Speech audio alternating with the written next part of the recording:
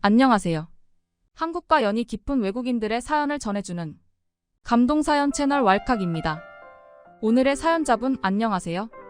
안녕하세요. 저는 현재 한국에 살고 있는 키르기기스탄에서 온 안나라고 합니다. 현재는 혼자 2살짜리 딸 아이를 한 명 키우고 있습니다. 2년 반 전 저는 한국으로 유학 비자를 받아 들어오게 되었습니다. 저는 좀 더 넓은 세상에서 패션 디자이너라는 꿈을 이루고 싶었어요. 키르기기스탄에서 패션 디자이너 하면 뭐 한답니까? 한류가 흐르고 있는 본 고장인 한국으로 가서 패션 디자이너가 되고 싶었습니다. 그렇게 저는 한국으로 가는 비행기에 몸을 실었습니다. 한국에 와서 정말 행복했습니다. 제가 유튜브에서만 보던 한국 음식도 마구 시켜 먹었고 아이돌들도 보러 콘서트에 갈 수 있었죠. 그리고 제가 사랑하는 한 남자를 만났습니다. 평생 제가 한국 남자와 사귈 수 있을까 하는 생각이 있었습니다. 드라마에서 보고 한국 남자와의 연애에 대한 로망이 있었거든요. 하지만 저의 국적은 그렇게 한국에서 선호하는 국적이 아니지 않습니까? 그래서 연애를 접어야 하나 했었지만 운명은 가까운 곳에 있었습니다. 저의 한국 생활 적응을 도와주던 남사친과 사랑에 빠지게 된 것입니다. 그에게 저의 국적은 아무런 문제가 되지 않았어요. 그렇게 저희는 뜨겁게 연애를 했고 남자친구는 갑작스럽게 교환학생이 됐다고 영국으로 가게 됐다고 그러는 겁니다. 저는 처음에는 꼭 가야 하냐고 가지 말라고 잡았어요. 하지만 곰곰이 생각해보니 제가 이 남자의 발목을 붙잡을 수는 없었던 것이었죠.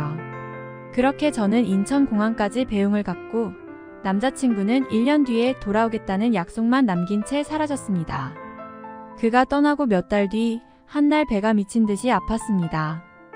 생전 처음 겪어보는 고통이었습니다.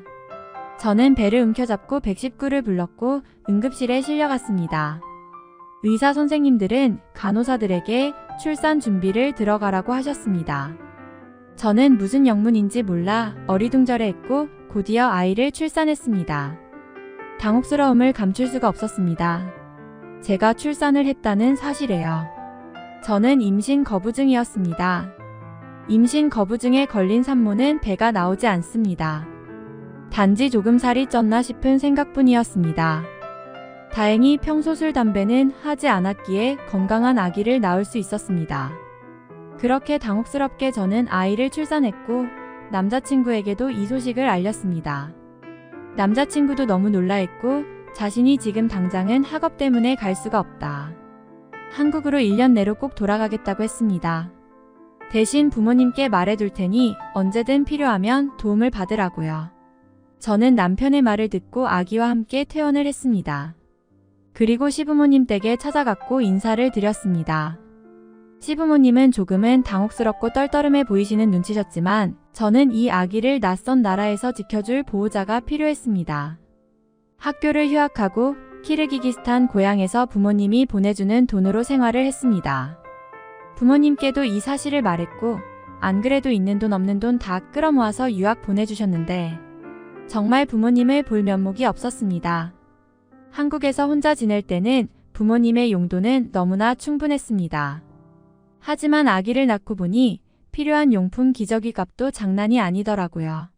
물론 시부모님도 저와 제 아기를 잘 보살펴 주셨습니다.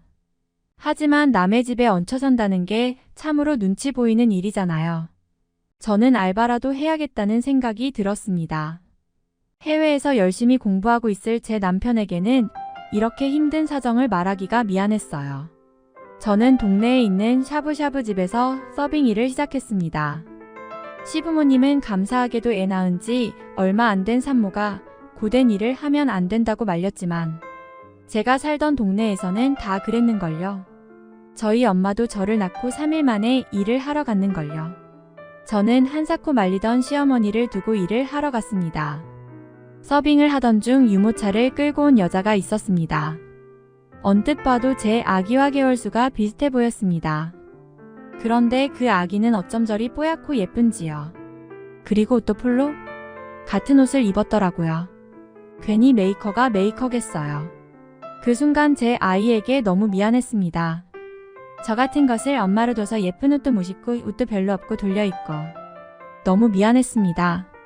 그래서 집 가는 길에 옷 한 벌을 사기 위해 시장에 들렸습니다. 그리고 시장에서 아줌마들 하는 소리를 듣고 저는 그때 당근마켓이라는 것을 알게 됐습니다. 중국어의 어플이라고 하더군요. 저는 그 어플을 뒤져보면 예쁜 옷이 싸고 많을 것이라 생각했죠.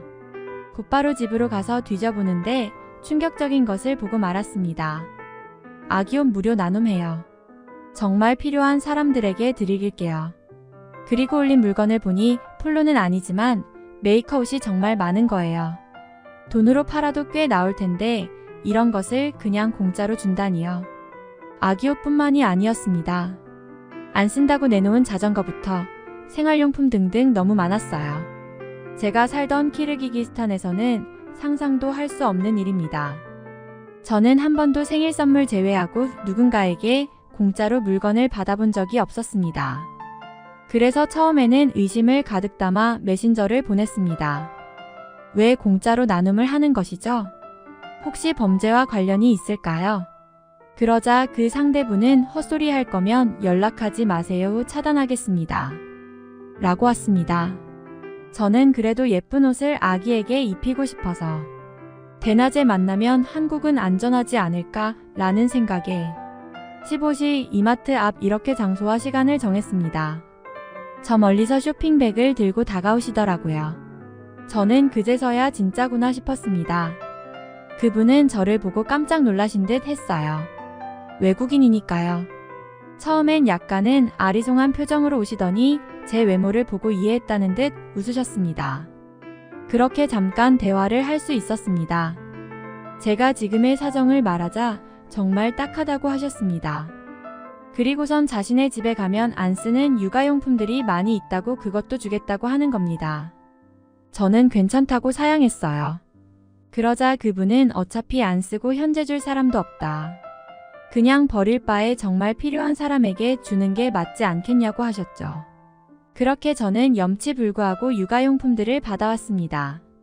그 덕분에 제 아이는 남들처럼 예쁜 옷을 입을 수도 있었고 또 최신식 육아용품으로 인해 육아에 대한 제 피로도도 많이 줄어들었습니다. 그러면서 같은 동네 사니까 편하게 연락하고 지내자고 하셨습니다. 저는 그분께 정말 분에 넘치는 도움을 많이 받았습니다. 많은 육아 관련 팁과 제가 받을 수 있는 제도적인 지원을 받게 도와주셨어요. 그 덕분에 저는 조금 더 편하게 아이를 볼 수 있었습니다. 그리고 시간이 지나 남편이 돌아왔고 남편은 아이와 저를 보고 눈물을 쏟으며 미안하다고 했어요. 앞으로 자기가 더 잘하겠다면서요. 저희는 남편과 아이와 함께 셋이서 결혼식을 했다는 오픈 이야기를 가지고 있습니다. 고향의 부모님도 제 결혼식 때 처음으로 한국으로 올 수 있었습니다. 그리고 아기를 보면서 안타까워했죠. 손주인데 미안한 마음뿐이라면서요. 지금은 현재 시부모님 댁에서 독립해서 나와 따로 살고 있습니다. 아이는 어린이집에 맡겼고 남편과 저는 학교로 복학했습니다. 아직도 시부모님은 저희를 많이 도와주세요. 그래서 늘 감사한 마음뿐입니다. 그리고 그때 어리고 힘들었던 저를 도와주셨던 분과는 언니 동생 사이가 됐고 아직도 친하게 지냅니다. 제가 알바해서 모은 돈으로 밥을 사주려고 하자 괜찮다고 동생 같은 애한테 뭘 얻어먹냐고 하며 아직도 제가 사주는 밥을 거절하지만요. 빨리 졸업을 하고 떳떳한 직업을 가져 남편에게도 아이에게도 자랑스러운 아내이자 엄마가 되고 싶어요. 응원해 주실 거죠? 오늘 제 사연 들어주셔서 감사합니다. 안나님의 사연 감사합니다. 당근마켓 무료 나눔이 정말 필요한 사람에게 가서 다행입니다. 남편과도 결혼을 하셨다니 축하드리고요. 앞으로 행복하게 지내시길 바랄게요. 오늘의 사연 어떠셨나요? 이상 감동사연 채널 왈칵이었습니다. 감사합니다.